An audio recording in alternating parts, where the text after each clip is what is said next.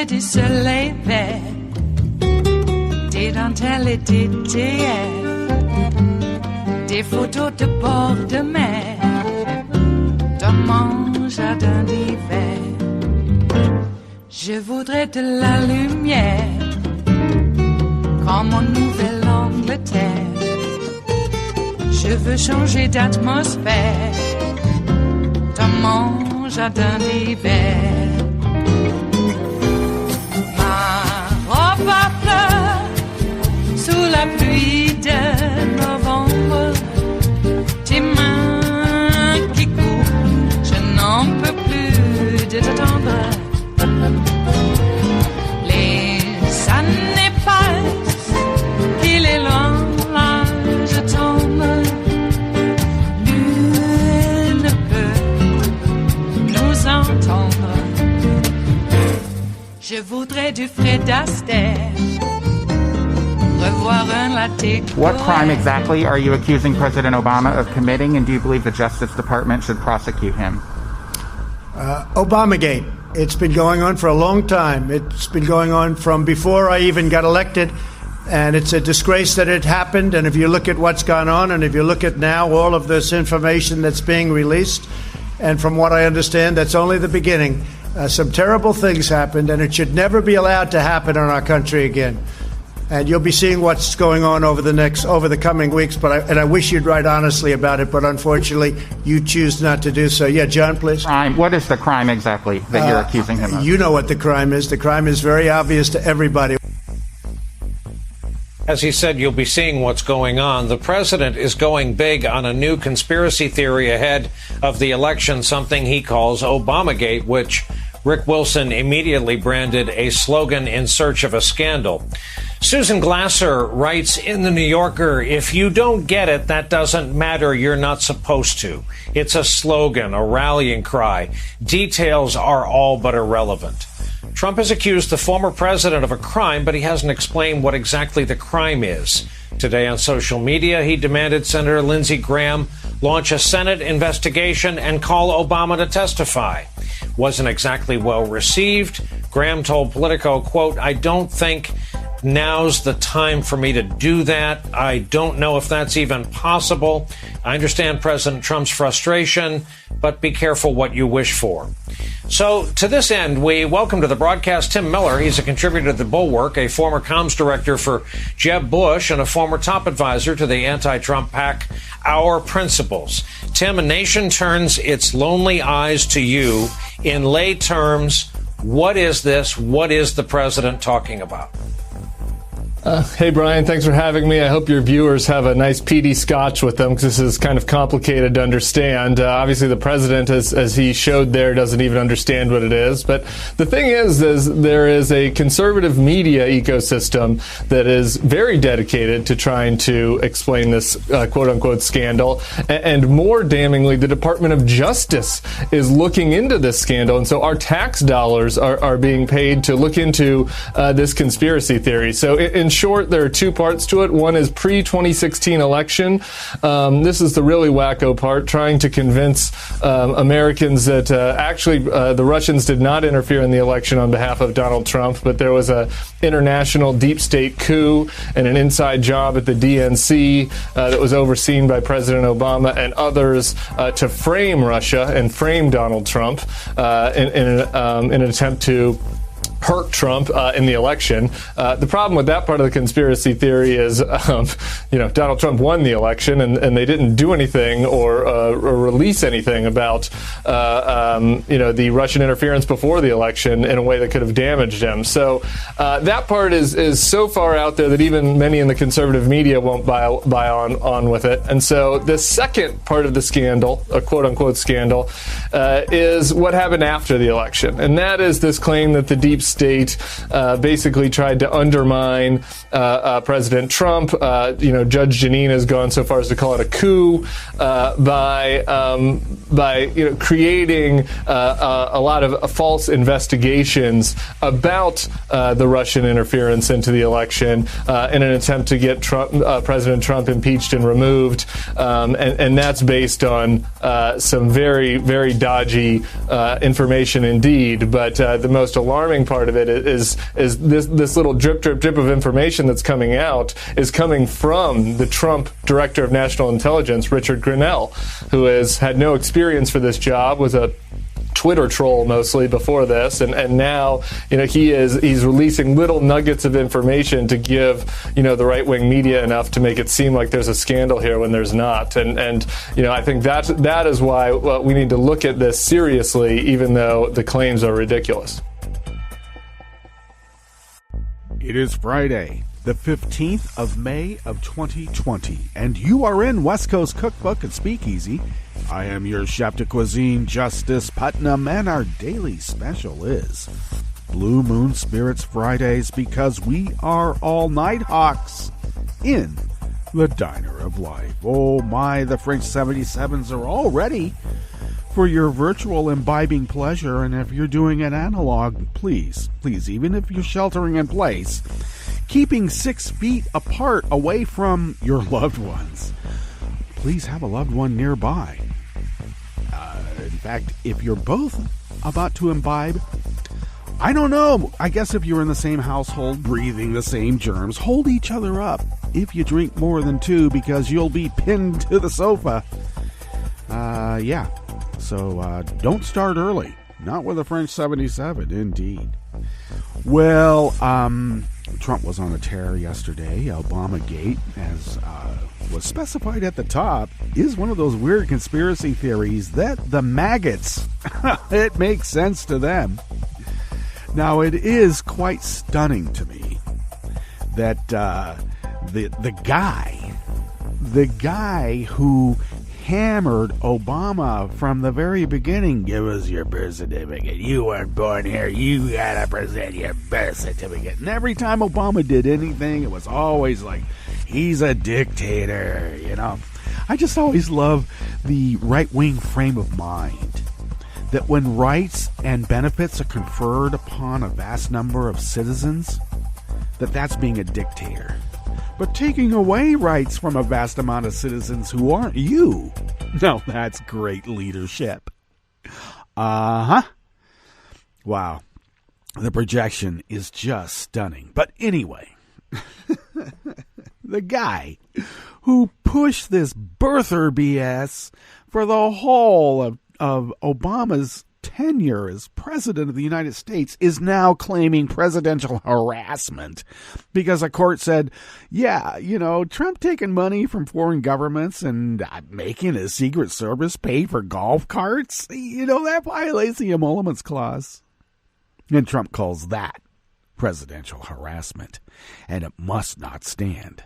But he's still going after the birther BS on Obama to the point he wants to lock Obama up. He whined to Lindsey Graham, you ought to start opening up some investigations. Get that guy down there and start testifying. Yeah, do you really want that, Trump? Come on, Donnie. You really want Obama to start testifying? Of course. Once Obama does, they'll go into closed session and say everything that Obama speaks about is top secret. That way they can convict him in top secret, because that's the way dictators work. Our governor here in Oregon is being called a dictator. A lawsuit has been filed by some citizens of Oregon to make Kate Brown free up money that she's not able to free up. That CARE Act is limited to population centers of 500,000 or more. So we have some small business owners here in Rogue River, cafe owners who didn't qualify for a small business loan. Kate Brown has nothing to do with the small business loans handed out by the feds. That's Moscow Mitch McConnell and Donnie's FUBAR. not Kate Brown. Well, Kate Brown has a double-edged sword going against her. She's a Democratic governor, and she's a woman. So she is a dictator because the reopening of our state apparently isn't opening up fast enough for these people who, I guess, have no qualms about spreading a virus and killing people because they are part of a death cult. They'll argue that it was people's constitutional, God-given right to breathe in hot 5,000-degree lava from Mount St. Helens. Yeah, it's your God-given right. Is it stupid to do so? Yeah. Stupidity doesn't equal freedom. Stupidity equals stupidity and might result, and often does, in death. Can't be much more free than death. Free of all the earthly bonds that hold us here. All this pain and anguish, now we're free to be happy. Are we happy? I'm not willing to risk that. I'd like to have my happiness here, without breathing 5,000-degree hot lava and calling it freedom. Please. So if you didn't qualify for a small business loan, that's because Shake Shack got it. Those monies went to Trump's deep pocket friends, and you are not it if you have a small business cafe in Rogue River, Oregon. But apparently Trump can do no wrong. It's that dictator bitch Kate Brown's fault. Oh, yeah, well, invoking Trump in a negative manner will get you banned from Facebook, and Facebook will just tell you that. It's called harassment. Presidential harassment, apparently. Well, like I said, Obamagate is birtherism, which is racist mofo BS, and we all know that. Oh, they whine, why do you always make it about race? Because you're a racist. It's simple. So very simple. Well, it's Friday. Might as well stop ranting and sip a bit. And we kind of might want to do that during the break. But we got to get to the break, don't we? Well, what's on the rest of the menu? Because we always have a curated part of the show. Maybe even the rant has a bit of curation. Maybe. An outline. Oh, a binder full of pandemic protocols that no one knew about until the new tarted up press secretary brought them out. Oh, yeah, we've had this since like January. Yeah, sure, no one's seen it. But, bring a binder full of stuff out and call it your pandemic response that you've been following since the beginning, which apparently, if they've been following their pandemic response instead of Obama's, no wonder everything's been foobarred. No wonder. On the rest of the menu, the Republican Texas Attorney General falsely claimed that voting safely in a pandemic damages the integrity of the elections. Yeah, because if people aren't willing to die to vote, then they shouldn't be voting at all now, should they? The White House allowed the CDC to release an edited version of the agency's coronavirus reopening guide. Because those scientists, they just want to cause fear and panic. Just because they like fear and panic, apparently. And former big league infielder and Oakland A's Moneyball manager Art Howe is in a Houston hospital ICU with coronavirus. And he says it's not a fun thing and no one should have to go through it. No one. After the break, we move to the chef's table, where the stalemate between China and the U.S. at the UN over pandemic action has deepened because Trump hates the WHO as much as he hates Obama. And France defended equal and worldwide access to any COVID vaccine the nation develops, while the United States eyes its own plans to get its hands on as much of any vaccine France offers. Like pirates. All that and more on West Coast Cookbook and Speakeasy. Bon appetit.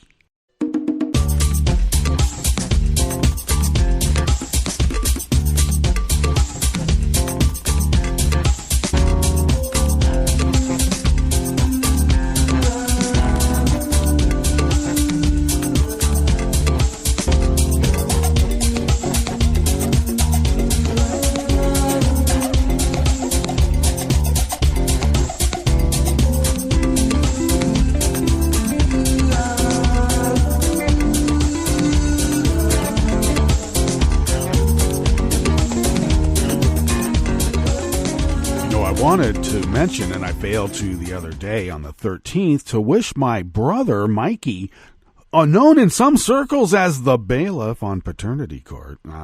Yeah. Anyway, happy birthday, Mike. It's his 60th. And my little sister, Zarita, today turned 61. Wow. You guys are finally catching up. Indeed. Happy birthday, kids. Love ya. Hey, if you would go to the bottom of our homepage at netrootsradio.com, to the rightish of the page is the chat room link, monitored by Kelly Lincoln. And if you'd like to get into the chat room, you can. It's right there by the social media scroll because, well, that's where it should be now, shouldn't it? To the leftish of the chat room link at the bottom of our homepage at netrootsradio.com is our Patreon link. And all kidding aside, thank you to those of you who have been so generous over all these many years, going on 10 years now of continuous 24/7, 365 resistance broadcasting. Your generosity has allowed us to pay our bills and help us get the machinery and software needed to keep resistance broadcasting 5 by 5. Yeah, thank you. And if you are new and would like to become a recurring Patreon of Netroots Radio, if you could afford, say, how about an espresso-type coffee drink? Remember when you were able to go into a cafe shop and buy one of those among friends? Rubbing elbows even. Remember that? Well, if you could afford that and send those funds our way, we are able, and this can be attested to those who have donated before, contributed before. Which is it? When you've become a recurring Patreon, we are able to stretch those dollars on the quantum level because we have vast quantum mechanical experience in being able to stretch these dollars on the quantum level. We leave no quark or crazy gluon, or is it a gluon and a crazy quark? Well, you know what I mean. We leave none of them unshattered. And then we pick up all those little parts, and we're able to cobble that together into stretched dollars. Is it fibrous? Is it tiny fibers, maybe? Microscopic quantum level fibers that holds everything together? I'm not telling. All I know is that we're able to do it. And we're able to do it because of your generosity. And thank you. If you would like to follow Netroots Radio on Twitter, do so at Netroots Radio. Isn't it that simple? It's so simple because Tom takes care of that, and Tom got that address. Unlike me, when I got the show address, I somehow got saddled with Cookbook West.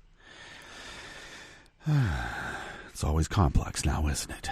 You can follow the show there at Cookbook West, but you can also follow me at Justice Putnam.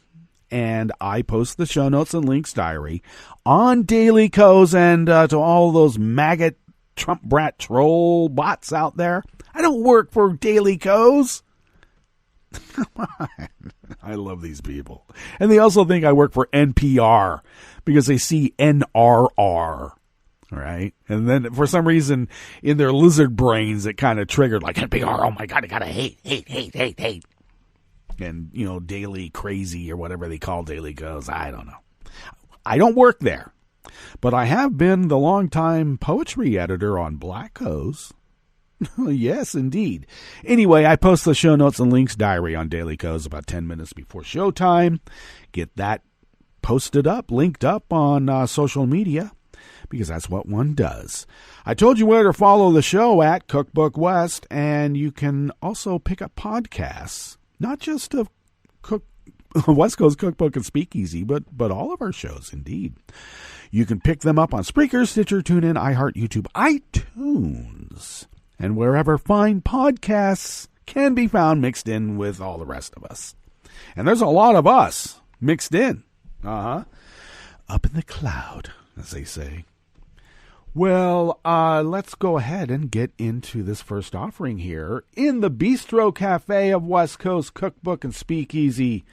Blue Moon Spirits Fridays. You know we are all Nighthawks in the Diner of Life.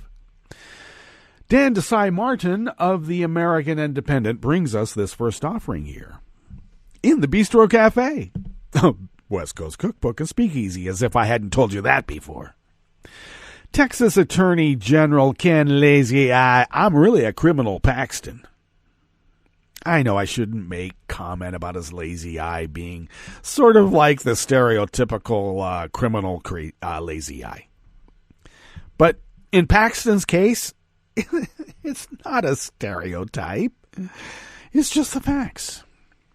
Well, he asked the state Supreme Court not to allow applications for absentee ballots from voters who are afraid that in-person voting might lead to their infection with the novel coronavirus. Well, I would say you don't want to get infections from people like standing in line that you might get herpes because you touched the doorknob they touched. Ken Paxton would go for that. Now, wouldn't he? The Dallas Morning News reported that Paxton, a Republican as if we didn't know, said allowing more people to vote safely from their homes during a pandemic damages the integrity of our elections and increases the risk of voter fraud. Well, the only voter fraud that ever happened with absentee ballots was by repugs. So of course, they presume everybody has the dark, calculating, undemocratic heart that they have. Of course they think like that because they think they're good people. And if they're doing that, all those bad people have to be doing worse. And all those bad people are all of us. Wow. Earlier in the month, Dallas County, among other counties in Texas, had voted to accept fear of coronavirus as a valid basis for requesting an absentee ballot by voters under the age of 65. Paxton asked the court to reverse a ruling in a suit brought by the Texas Democratic Party to ensure that mail-in voting during the coronavirus pandemic could proceed. Now, according to Paxton, fear of illness is not grounds under Texas law for requesting an absentee ballot because Texans are tough. We're so tough, we allow fertilizer plants to blow up without any regulations, keeping from blowing up right next to an elementary school. We're so tough, we allow our little kids to get vaporized by fertilizer plant explosions.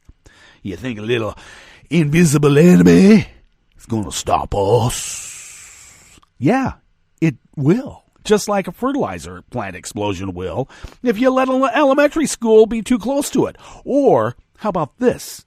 Putting a fertilizer plant right next to an elementary school. That's how they do it in Texas. They're tough. After a month of thousands of mail-in ballot requests sent by Texans who are under the age of 65, Paxton now wants to upset the election process, Chad Dunn, general counsel for the Texas Democratic Party, said about Paxton's decision. In a statement, Paxton lied about the relationship between voter fraud and voting by mail, saying in-person voting is the surest way to prevent voter fraud and guarantee that every voter who is they claim to be and has a fair opportunity to cast their vote. Well, there is no evidence that absentee voting leads to more voter fraud. In fact, the only reason Paxton is saying this is that mail-in voting, you can't hack that. Pascal and Cambridge Analytica and even Vlad is unable. They are incapable of hacking a mail-in ballot. You know, little touchscreen thing you got there from ES&S? Paxton? Yeah, mail-in voting is the fraud. But the hackable touchscreen ES&S machine is not. We know exactly what you're trying to do, Paxton. You're not only trying to keep people from voting, you want to be able to manipulate those votes on the margins, so an electoral victory can be had with around 70,000 votes spread over 3 counties and several states.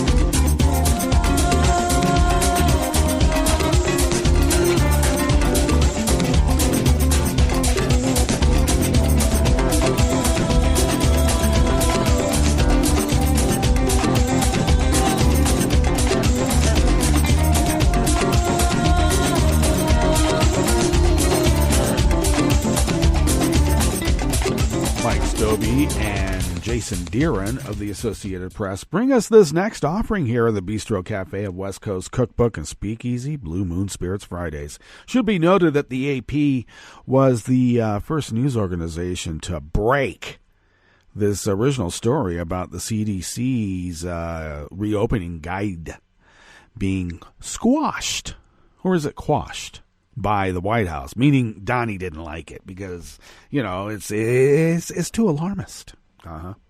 U.S. health officials released some of their long-delayed guidance at schools, businesses, and other organizations can use as states reopen from coronavirus shutdowns. The CDC posted a 6 one-page decision tool. Posted 6 one-page decision tool documents that use traffic signs and other graphics to tell organizations what they should consider before reopening. The tools are for schools, workplaces, camps, childcare centers, mass transit systems, bars, and restaurants. The CDC originally also authored a document for churches and other religious facilities, but that wasn't posted when the guide was posted yesterday, Thursday. Then the agency declined to say why, because Donald Trump expects that base of people to vote for him from a hospital bed, I guess, when he's the king of ventilators, and he can say, hey, you wouldn't be breathing through this ventilator and suffering the most horrendous experience in your life if you still have it, if it wasn't for me. So remember to vote for me. You can vote absentee. Mail it in. You don't have to show up. Don't worry. As long as you vote for me, and we have a way of finding out, too. So if you don't, they don't call me the king of ventilators for nothing. God giveth, and God taketh away. Earlier versions of the documents included detailed information for churches wanting to restart in-person services, with suggestions including maintaining distance between parishioners and limiting the size of gatherings. Well, that's just a pew too far, isn't it? If you can't be sitting right on somebody in your own pew, what's the use of communing in church anyway? Well, I keep telling everybody, you don't need a gym to work out, and you don't need a church to talk to God.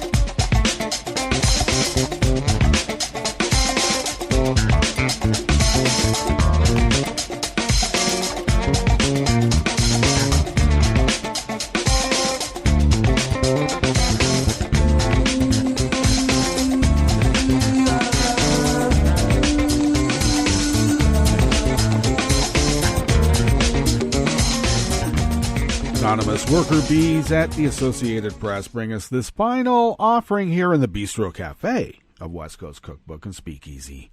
Former Major League manager and infielder Art Howe is in intensive care in a Houston hospital with coronavirus. The 73-year-old Howe, best known as the manager of the Moneyball Oakland Athletics playoff teams in the late 90s and early 2000s, confirmed to Houston TV station KPRC2.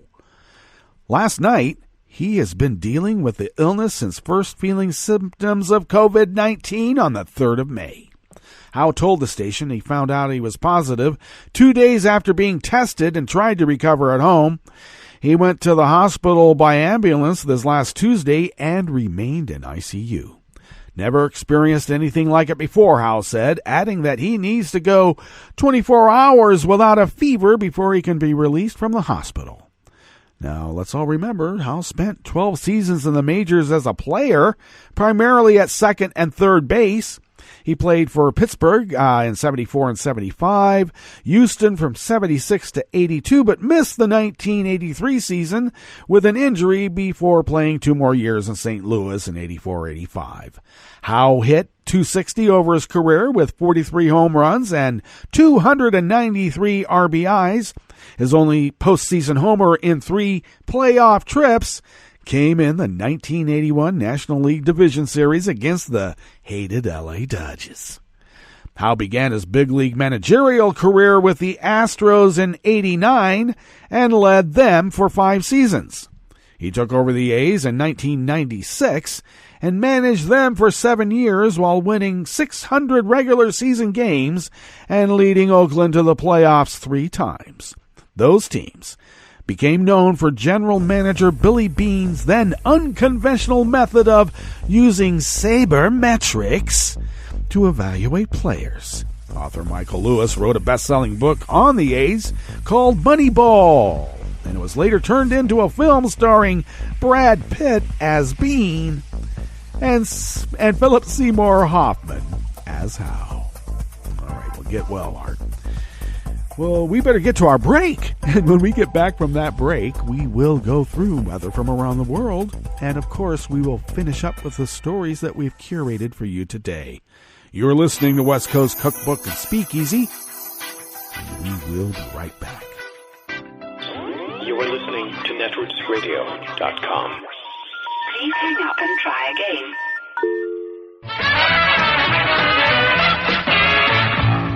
From a point at sea to the circles of your mind, a new force is at work for planetary transformation. New radio for a new Earth.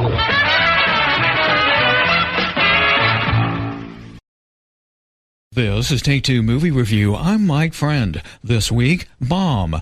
News and talk show producers all have lists of folks they can call for a reliable point of view. Michael Moore, who's the executive producer of the controversial new movie Planet of the Humans, may well have gotten himself removed from those lists with his new film, in which he dares posit that green energy isn't as green as you think, and further, that the current iteration of global capitalism, now all in on green energy, isn't going to save us. Director Jeff Gibbs and his GoPro record the diesel generators powering green events on cloudy days and acres of abandoned solar and other alternative energy equipment. And some of environmentalism's biggest stars, Al Gore and Bill McKibben, to name a couple, are cast as having been co-opted. How Moore and Gibbs feel about this is obvious. Why they feel that way, though, maybe not so much. If the existing capitalist order is permanent and unassailable, is it not in environmentalists' interest to have the capitalists on board? Maybe so, but in the view presented here, the combination of environmental impacts of corporate green energy writ large, the middle-class aspirations of billions, let alone those unborn, don't provide for a sustainable future. In Trumpland, Moore stood before a red state crowd with a chalkboard and showed how tax increases to pay for single-payer health care would actually save people money. Planet of the Humans could have benefited from this technique. Crunching the numbers would have shown the comparative benefits of green energy, which gets short shrift here, but more importantly, perhaps, illustrated the point that without changes far more radical than using solar panels, humankind is, well, like the title suggests. So goodbye, Michael Moore, reliable progressive, hello, or maybe it's welcome back, Michael Moore, bomb thrower. This has been Take Two Movie Review. I'm Mike Friend. Catch up with us at Take2MovieReview.com and feed us back on our channel on YouTube.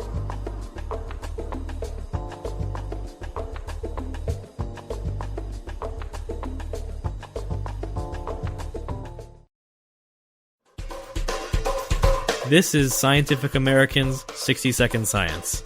I'm Jason Goldman. Robin Hood famously stole from the rich and gave to the poor. Young, newly hatched barn owls do something similar. On average, barn owls raise 6 chicks at once, and sometimes as many as 9.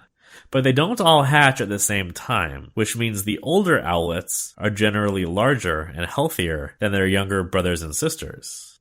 As long as the little owls remain in the nest, they're completely dependent on their parents for food. The problem is that the small rodents they eat can't be split up. So when mom or dad returns to the nest to feed their offspring, only one chick can eat at a time. In many bird species, the oldest would simply outcompete the youngest. But barn owls are different. Turns out the older, healthier birds sometimes donate their meals to their hungrier siblings. Adults in other animal species share their food. It's mainly observed when males want to reproduce with females, so there is many exchange of food.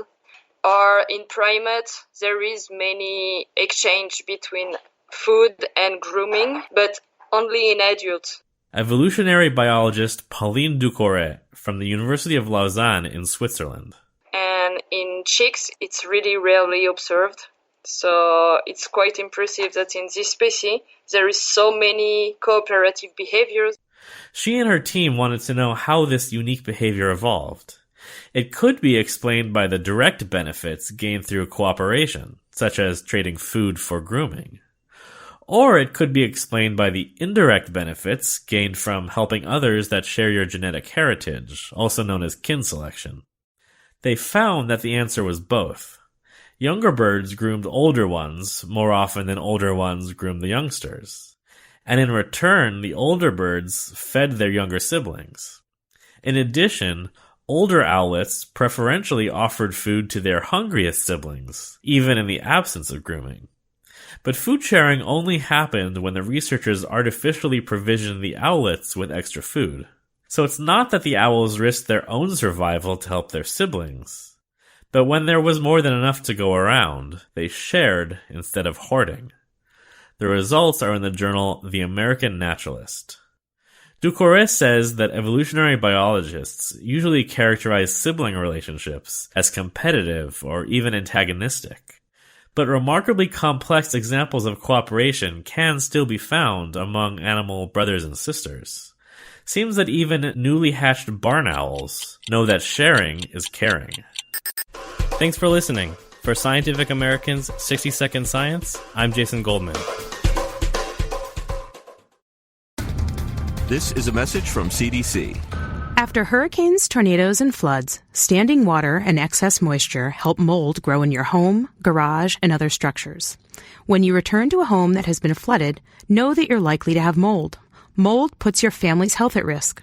If you have mold growing in your home, you should clean it up and fix other water problems, such as leaks in roofs, walls, or plumbing. Keep your children and pets out of affected areas until you've cleaned. Control moisture in your home to prevent mold growth.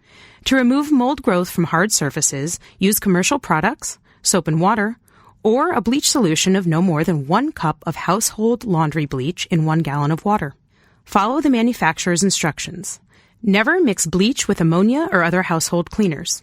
It will produce dangerous, toxic fumes. Open windows and doors to provide fresh air. For more information, visit cdc.gov or call 1-800-CDC-INFO.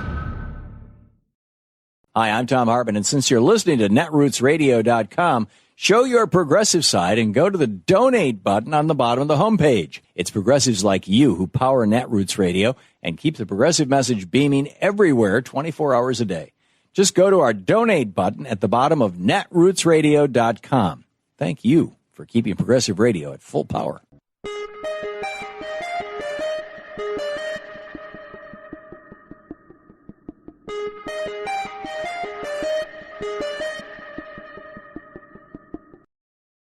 I'm Rick Smith, and this is Labor History in 2. On this day in labor history, the year was 1917. That was the day of the founding of the Library Employees Union of Greater New York. This was the first public library workers' union in the United States. From its beginning, one of the key efforts of the union was the fight for equal rights for women and men in the library field. Maud Malone was one of the leading spokeswomen for the union. She was also an active supporter of the campaign for women to win the right to vote. The union leaders worked to build relationships with other women's rights organizations. According to a report on the first 2 years of the union's activities, the union arose out of the need to remedy the particularly bad working conditions and wages of librarians, especially in the public libraries of the city. The union wanted to improve the promotion system, especially for women. In order to strengthen their cause, the union leaders corresponded with libraries as far away as England, France, Australia, Africa, and South America. These exchanges centered on discussing the library question from the union point of view. Promoting the union point of view to library workers proved to be a tough task. The union tried to convince library employees to think of themselves as workers and part of the working class. The union advocated for library employees to be included as part of the city's civil service system. But many of these workers thought of themselves as professionals. And in the end, this hesitancy to buy into the idea of unionization led to the downfall of the Library Employees Union, which ended its efforts in 1929. Labor History in 2 brought to you by the Illinois Labor History Society and The Rick Smith Show. For more information, go to laborhistoryin2.com. I read the news today, oh boy. It's time for Nicole Sandler's What's News from NicoleSandler.com and the Progressive Voices Network. We have the best testing in the world. It could be the testing's frankly overrated. Maybe it is overrated. But whatever they start yelling, we want more, we want more. You know, they always say we want more because they don't want to give you credit. Don't forget, we have more cases than anybody in the world. But why? Because we do more testing. When you test, you have a case. When you test, you find something is wrong with people. If we didn't do any testing, we would have very few cases. That bit of idiocy from the nation's conspiracy theorist in chief underscores why the United States is the clear leader on the planet in both the sheer number of cases and the number of deaths from COVID-19. As of Friday morning, more than 1.4 million people have been infected here, and nearly 86,000 people have lost their lives in the U.S. alone.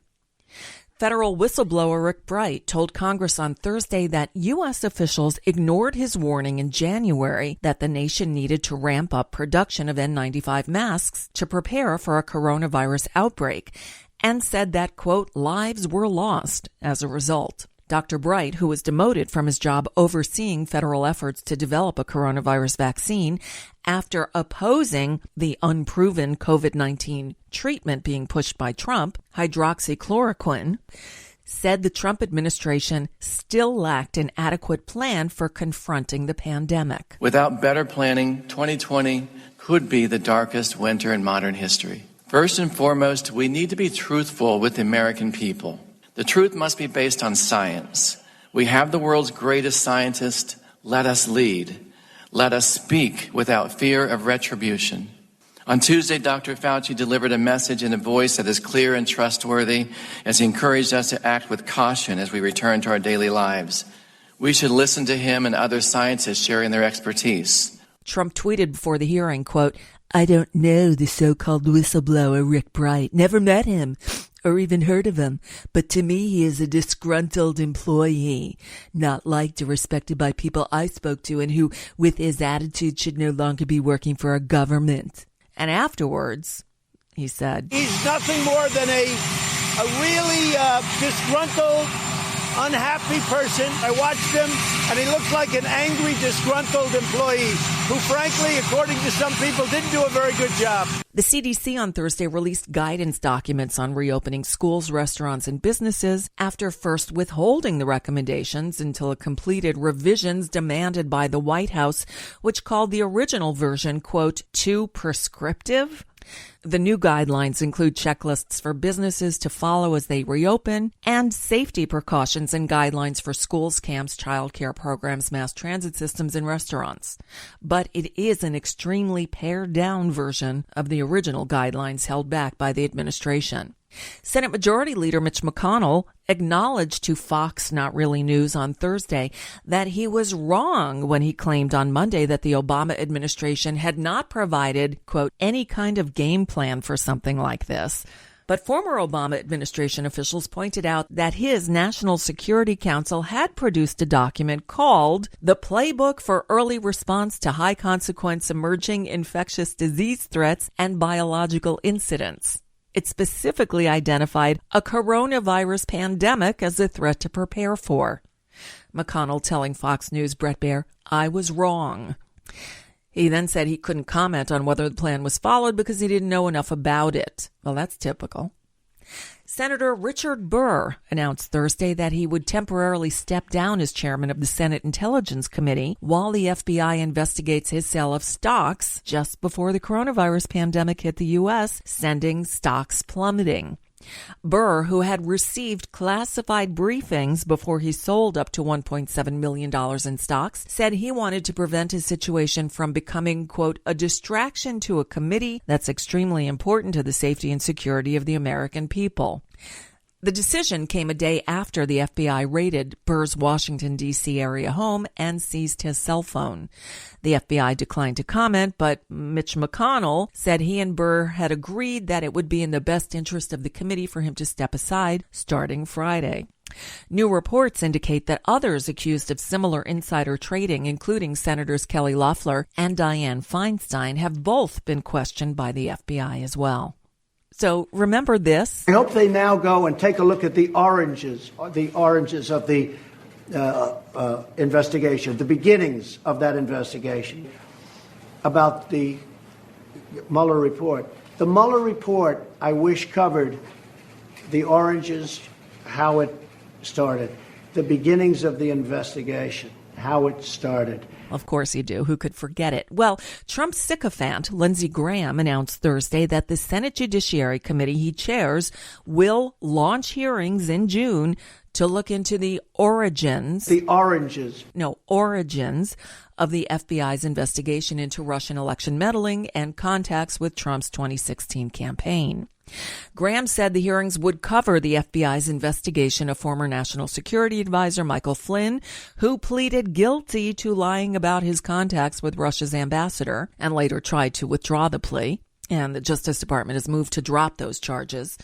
I think this is what the Trump people are calling Obamagate. Trump tweeted to Lindsey Graham that he should call former President Barack Obama to testify, but Graham thankfully dismissed that idea. New warnings from the World Health Organization, where public health experts warned Thursday that the world was at risk of a mental illness crisis caused by the broad impact of the coronavirus pandemic. Dr. Devorah Kestel, the director of the WHO Mental Health Department, said, quote, the isolation, the fear, the uncertainty, the economic turmoil, they all cause or could cause psychological distress. Among those at high risk are children isolated from school and friends, healthcare workers overwhelmed by the deaths of COVID-19 patients, and people who have lost their jobs. And in a very rare commentary on political matters, the editors of the esteemed medical journal Lancet called for a new president in 2021 who can competently deal with the major health crisis by letting healthcare professionals do their jobs. The Lancet editors called out Donald Trump and some of his top aides for undercutting the Centers for Disease Control at a time when the U.S. and the world at large are being ravaged by the COVID-19 virus. The editorial concluded, quote, Americans must put a president in the White House come January 2021 who will understand that public health should not be guided by partisan politics. And that's just a bit of what's news for now. I'm Nicole Sandler. If you appreciate these reports and the Nicole Sandler Show, I hope you'll consider making a contribution. My work is 100% listener supported, and I can't do it without your help. Find out more at NicoleSandler.com, and please click on that donate button.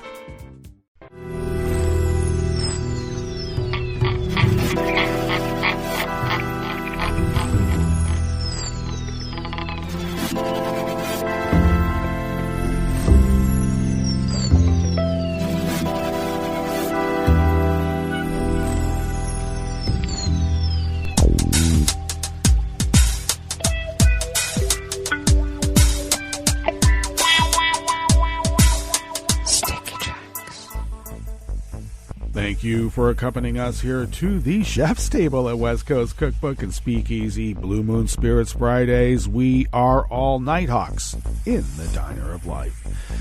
We always begin, weather from around the world, along the banks of the Rogue River in the Rogue River Valley of Southern Oregon, on the west coast of the continental United States of America, where it is currently 52 degrees Fahrenheit, expecting to be a bit warmer than yesterday. We're going to be probably mid to mid 70s. Mid to mid 70s, that's where we'll be. Some sun this morning with increasing clouds this afternoon. Winds will be light and variable. Cloudy skies overnight, lows near 55 or so, and winds will be light and variable. We had quite a bit of rain the last couple of days. Should have a bit of a warming out period today, because tomorrow, cloudy skies with periods of rain later in the day, high near 70. Winds out of the south at 5 to 10 miles per hour, bringing with it a little bit more than 1/10 of an inch of rain during the day. But then over the weekend, the rest of the weekend starting Saturday night, oh my, it looks like we're going to have about 1/2 of an inch of rain, and maybe that much at least on Monday. And then we'll see what kind of rain totals we'll have for the rest of the week. Coronavirus cases confirmed in Jackson County here in Southern Oregon stand now at 50, an increase from the 49 that it had been. And that's only because they got to test someone. We still haven't been testing.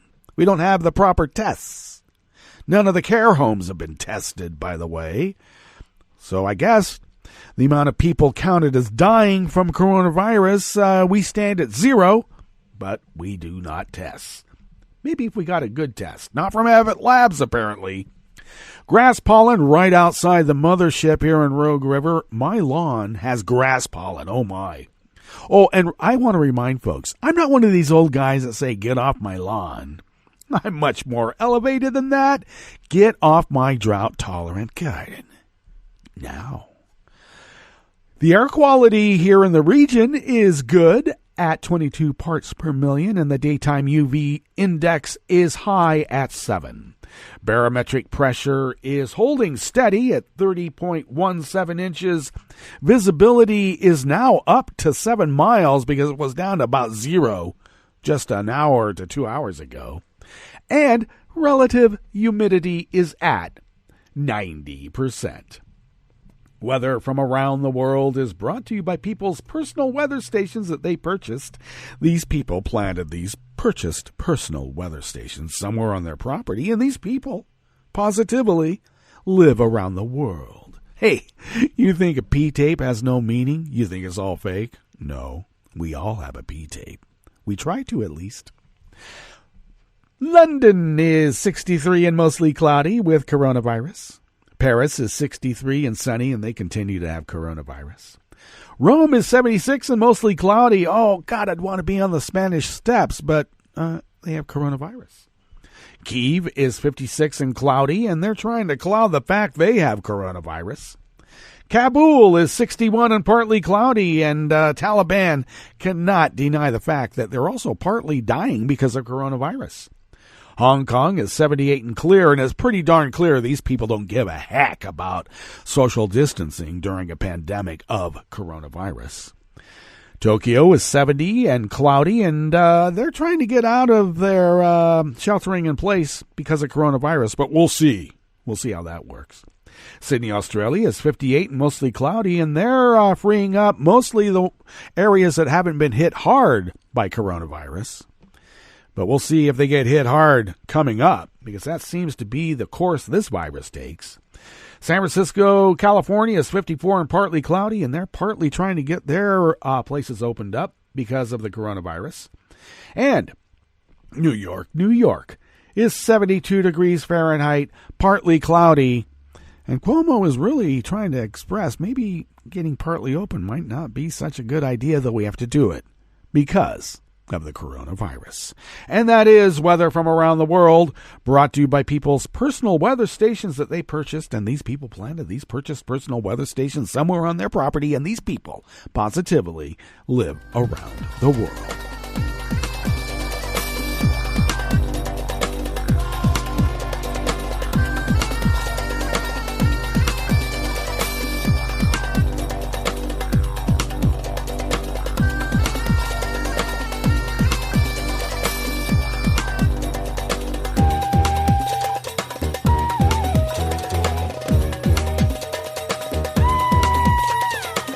Michelle Nichols of Reuters brings us this first amuse-bouche here at the chef's table at West Coast Cookbook and Speakeasy.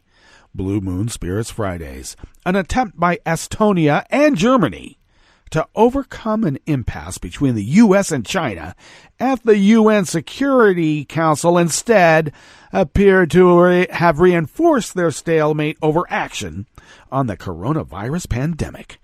For more than 7 weeks, the 15-member council has been trying to agree on a text that ultimately aims to back a March 23rd call by UN Chief Antonio Guterres for a ceasefire in global conflicts so the world can focus on the pandemic. But talks on a resolution drafted by France and Tunisia have been stymied by a standoff between China and the U.S. over whether to urge support for the World Health Organization. The U.S. does not want a reference to the global health body, while China has insisted it be included. So, Estonia and Germany circulated a new streamlined draft text to the Security Council that simply focuses on backing Guterres and calling for a 90-day humanitarian truce in conflicts around the world. It does not reference the WHO, but it doesn't matter what country puts forth the resolution, the U.S. ambassador to the UN said. We don't like the WHO, and apparently the WHO to Trump is just that black guy.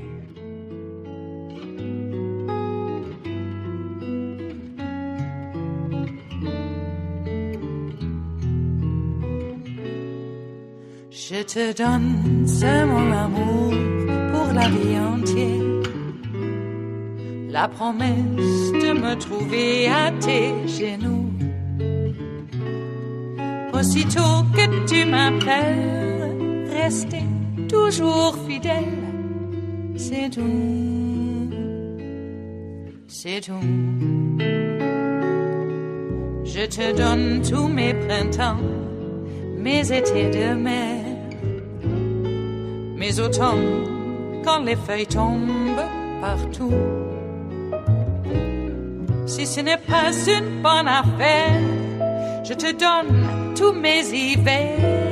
Jean-Stéphane Brosse and Susan Heavey of Reuters bring us this final amuse-bouche here at the chef's table at West Coast Cookbook and Speakeasy. France said that the world's nations would have equal access to any novel coronavirus vaccine developed by pharmaceuticals giant Sanofi, a day after the CEO suggested that Americans would likely be the first in line because if they're not, he gets pushed off the gangplank of the pirate ship. U.S. Secretary of State Mike Pompeo said he hoped that any vaccine developed would be shared worldwide, probably after we've taken every bit of it, because that's what we do. We're exceptional that way. Scientists are rushing to find treatments and vaccines for a disease that has killed nearly 300,000 people worldwide, including more than, now 87,000 people in the U.S. Even as nations grapple with the ongoing pandemic, experts are weighing the impact any potential vaccine may have on a disease that has already laid bare the world's inequities and power struggles. And it's not better exemplified than by how exceptional the U.S. is in being pirates and stealing every bit of medical supply and vaccines and, for us. Because how else are we going to be able to gouge people during a pandemic if we don't hold the supply? Well, when that rather negative result brings us to the end of our broadcast period for the day and the week, but you do know Netroots Radio will broadcast on. In fact, we're going to meet up on Monday for River City Hash Mondays, but do stay tuned to Netroots Radio because on Sunday there is a music show. The Justice Department Music Sans Frontières, sheltering in place music as far as I'm concerned still. It's very soothing for the most part. Tune in. So do stay tuned to Netroots Radio all day and all night and all weekend for all the breaking news as it breaks. And we'll meet up here on Monday, right here in West Coast Cookbook and Speakeasy. Bon appetit.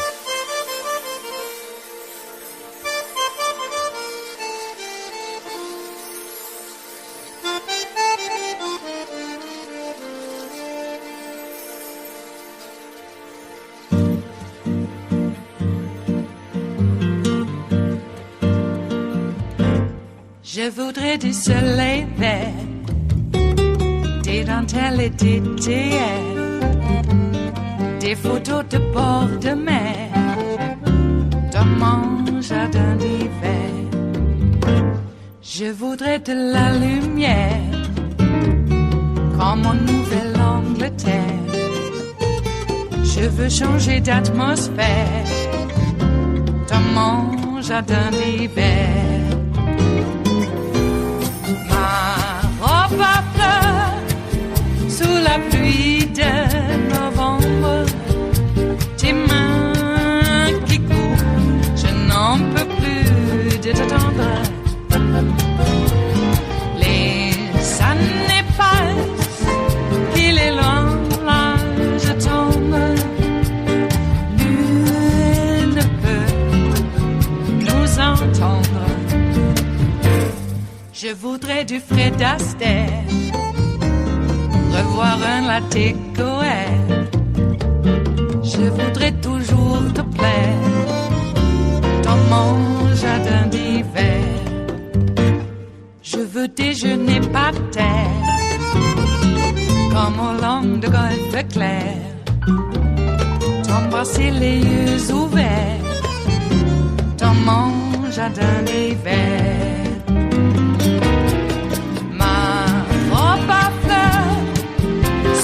Pluie de novembre, tes mains qui courent, je n'en peux plus de t'attendre. Les années passent, il est loin, là je tombe. Nul ne peut nous entendre. Ba-da-da-dum-di-da-dum. Ba-da-da-dum-di-da-dum. Ba-da-da-dum-di-da-dum. Dans mon jardin d'hiver. Ba-da-da-dum-di-da-dum. Ba-da-da-dum-di-da-dum. Ba-da-da-dum-di-da-dum. Dans mon jardin d'hiver. Dans mon jardin d'hiver. Dans mon jardin d'hiver.